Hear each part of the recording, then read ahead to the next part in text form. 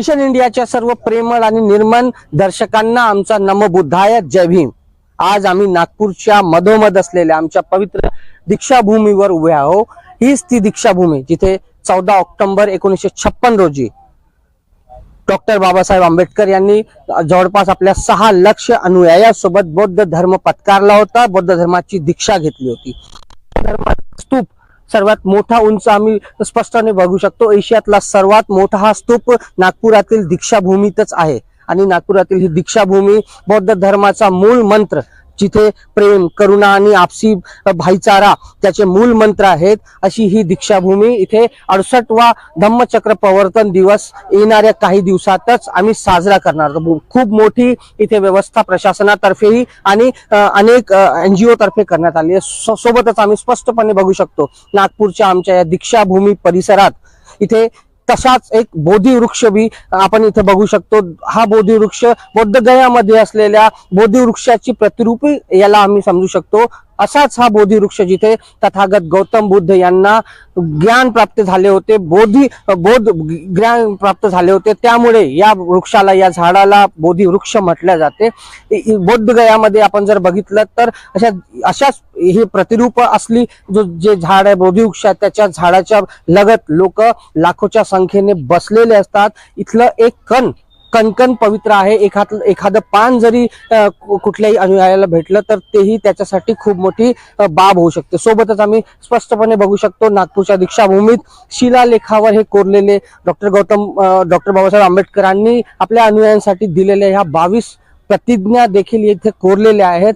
या 22 प्रतिज्ञा जोपासण्याचा, जतन करण्याचा अनुयायांचं काम आहे आणि डॉक्टर बाबासाहेब आंबेडकरांनी त्यांच्यासाठी हे दिलेलं आहे। स्पष्टपणे आपण बघू शकतो खूप मोठी जय्यत तयारी येणाऱ्या 14 ऑक्टोबरसाठी 68व्या धम्म प्रवर्तन दिवसासाठी नागपूरमध्ये आयोजित केलेली आहे। 45 ते 50 कोटी जनसंख्या बौद्ध धर्म अनुयायाची विश्वात आहे। 7% च्या जवळपास विश्वात बौद्ध धर्म अनुयायाची जनसंख्या आहे आणि त्या सर्वांसाठी खूप बेहद श्रद्धेचं हे स्थान आहे, ती पवित्र दीक्षाभूमी। आम्ही पुन्हा एकदा सांगूया की पूर्ण व्यवस्था इथे सुरू आहे आणि लोकांची इथे येण्याची तयारी सुरू झालेली आहे। लोक देश राज्यातून आणि देशातूनच नाही विदेशातून सुद्धा येतात। एक मोठी विशेष गोष्ट इथे पाहायची बघितली तर डॉक्टर बाबासाहेब आंबेडकरांनी स्पष्टपणे सांगितलं होतं की शिक्षा ही वाघिणीचं दूध आहे, ते पिल्यावर हुरण्याशिवाय राहणार नाही।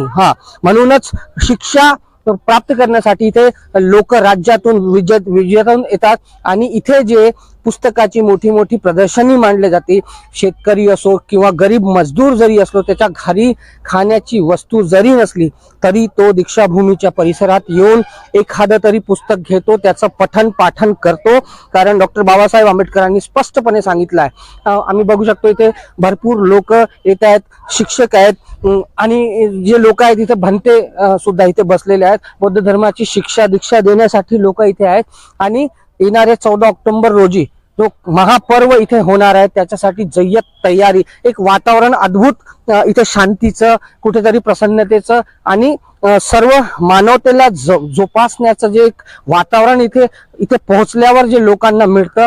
नागपूर अतिशय भाग्यशाली आहे की नागपूरच्या मध्य भागोभागी दीक्षाभूमी उपस्थित आहे आणि इथे येणाऱ्या लोकांना इथे हे धर्म प्रेमाचा, अहिंसेचा आणि सामाजिक समरसतेचा आणि एकतेचा धडा शिकवते। प्रत्येक गोष्टीवर आणखीन सखोल जाणण्यासाठी पाहत रहा मिशन इंडिया।